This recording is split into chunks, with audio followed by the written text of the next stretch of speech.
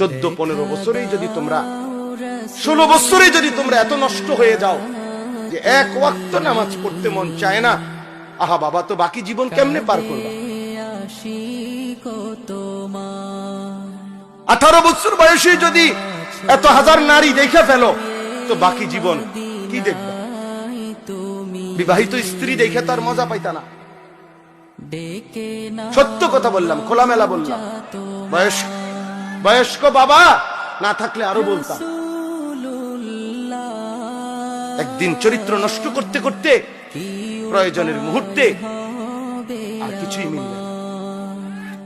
এর দূরে বললাম, বিবেক থাকলে ভাইবে। হারাম হারাম তোমার শরীর নষ্ট করে দেয়। আল্লাহ তাআলা প্রত্যেকের জন্য ভালোবাসার এক প্রিয়তম স্ত্রী আল্লাহ তাআলা রেখেছেন। আল্লাহ তাআলা রেখেছেন হালাল স্ত্রীর পবিত্র চাহনি, তার মধ্যে বরকত আছে, ভালোবাসা আছে, তার ভিতরে ইবাদত আছে।